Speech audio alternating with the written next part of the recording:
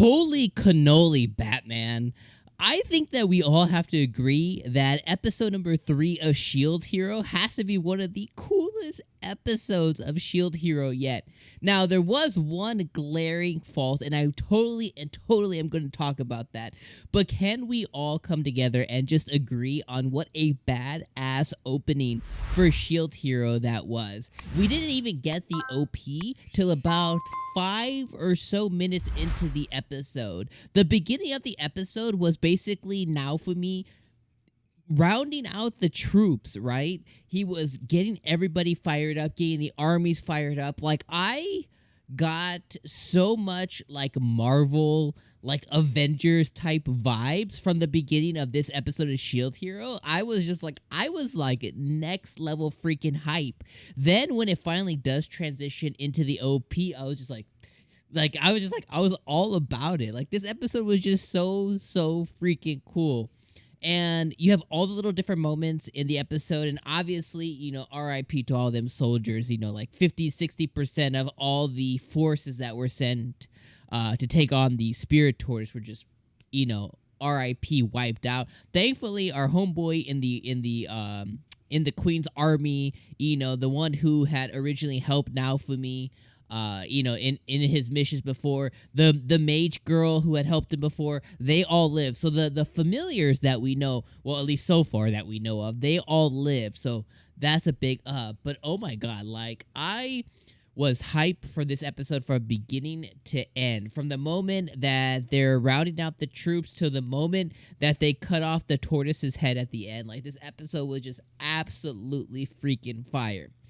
Okay, I got it out the way. I love the episode. I was all about it. I thought this episode was dope a freaking F. Let me talk to you guys about the elephant in the room. The decision in Shield Hero to use 3D animation must be one of the worst decisions that this studio could make. And the worst part of it is they only used it, obviously, for the Spirit Tortoise segments, because, he is the Spirit Tortoise segments as well as the parasite monster, the familiar, but mainly the tortoise one. That is some of the ugliest 3D animation that I have seen in an anime since So I'm a Spider, So What. Now, I absolutely love, I'm crazy about So I'm a Spider, So What. I love it. I thought some of the 3D work was the best, but it also has some of the worst. This was parallel to that. It has some of the worst 3D work I've ever seen. I'm like, please don't use this anymore. Now, the benefit is later on in the episode, when they're actually cutting off the Spirit Tortoise, when they're getting closer to it, they don't use the 3D animation. They just, they do it by hand, or however you want to call it. They do normal animation for it, non-3D, regular 2D animation. And that stuff looks great. I think the Spirit Tortoise looked great. It looked scary. It looked fearful. It looked all of what it was trying to convey in normal animation, which I think they really succeed at here. The animation that they had, the Sakuga that they had with Philo and with Raftalia and with Ost and with Baba, you know what I mean? Like, I think it all hit with Naofumi. It all hit. I thought the Sakuga, not a whole lot of it, but the stuff that was here, I felt like we were eating pretty good. But that 3D turtle, oof, please, dear Lord, up above, let them, dear anime gods, please let them never 3D animate anything ever again. It was ugly. All right, got that out the way. Did it impede on the episode? Not really. Did I scoff a little bit when it came up? Absolutely. Okay, let's go back to the episode. So, the episode was mainly focused around, obviously, Naofumi and everybody trying to go and take the head of the Spirit Turtle and try to do everything that they could. Now, everything that they threw at it essentially failed. So, their last hurrah plan was to get the mages, get all the mages together to summon the God's judgment, right? To summon one Hail Mary of a power move, the same thing that the Pope summoned one time, by gathering up all the different mages to do one move that was extremely taxing on them. So because they're kind of failing at throwing everything that they had at the Spirit Tortoise, Naofumi's like, F it, we gotta go.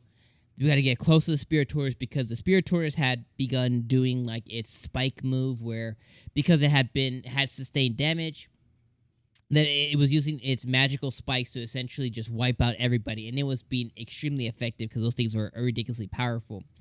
So as one last Hail Mary, he calls for the second part of the plan. He lets the queen know, via her shadow, same shadow, the I dare say, that shadow. He lets her know.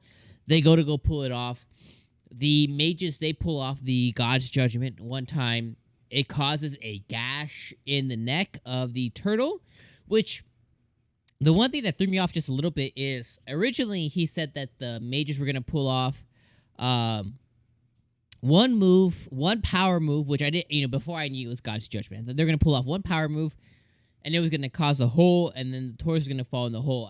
There wasn't any hole that was created. It was just one big bolt of God's Judgment, and they created a gash on the tortoise's neck, and everybody took advantage of that.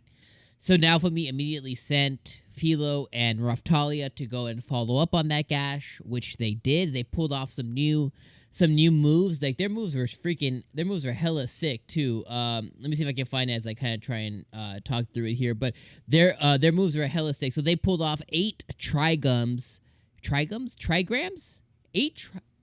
They pulled off 8 trigrams, Blade of Destiny, which is just super freaking sick. These are some of the new moves that they have been learning. I'm gonna keep calling her Baba. I don't know what the grandma's name is, but they had learned it as part of the moves that she had been teaching everybody during their training or whatever, and they pulled it off. And they didn't quite make their way through. So then what happened is Naofumi then summoned one of his shields to go back into the neck. And 𝐒𝐡 and Risha ended up helping them out, giving them a little bit of a power boost. She ended up, giving them enough power. And then Raphtalia and Philo went again, and they were able to cut through and sever the tortoise's neck. So head clean off. It's gone. And at that point, we all thought, including myself, that we pulled it off. But come to find, after shedding some tears, freaking Risha, she's so cute. Risha's so cute. After shedding some tears, we found out that, hey, 𝐒𝐡 didn't disappear. 𝐒𝐡 is still very much here and alive. So the Spirit Tortoise wasn't defeated, wasn't completely defeated. Like something else is keeping the Spirit Tortoise here on the world, even though its head's gone, which makes no sense. Maybe it's like a spider when you cut its head, it kicks for a little while longer. That's the cliffhanger that we got left off on. So next week's episode, that's where we're gonna jump into. A couple of things is I thought the Spirit Tortoise stuff was gonna last like the whole first part of the season or whatever. I thought the Spirit Tortoise part was gonna take up like half the season. It seems that that's not the case, which I like that they're moving at a pace that we can get into this big story and then wrap it up fairly quickly, and then we can move on to the next big thing. Because the reality is we have to wait 2 years, right? And we got one big arc. We got Naofumi's revenge arc, and then up to leading to finding out about Glass and Therese and Lark and stuff, right? So we got that, we got that in the first season. I feel like this time, their pacing is a little bit quicker, but I actually appreciate it because I want them to get through more, because we might never see another season of this, down the line. So I'm okay with them moving kind of quickly on here. Last couple of things that I'll say is 𝐒𝐡. I freaking love 𝐒𝐡. If she does end up disappearing, if Naofumi can't find a way to kind of keep her here grounded in the world, it'd be very sad. She has gravity magic. She has some kind of shield barrier magic. She is awesome. I freaking love 𝐒𝐡 so much, and she is an awesome new introduction to the character. She's an awesome new character that's being introduced, and I fell in love with her immediately. She is so dope, and she is so badass, and I'll be sad when she goes. Risha had her moments to shine with the book, with finding out the information on the book, with being able to give Raphtalia and Philo that final boost. Risha's coming in handy. So I forget what her name is, so forgive me, I'm not even going to try to remember. But the pink hair girl, I love her. She is awesome. I like that the shadows are being, Miss Dare Say lady. I like how she's being a part of everything. And then the grandma is just so sick. This episode, killed it. I thought it hit it out the park. I loved every moment of it. I thought it was so freaking hype. Let me know if you guys agree. Let me know what you guys thought about the episode. Let me know if you guys didn't feel the same way in the comments. Let me know if you did, and put that hype down in the comments down below. All right, my friends, I'm going to see y'all for episode number 4 next week for Shield Hero Wednesdays. All right, peace out, guys.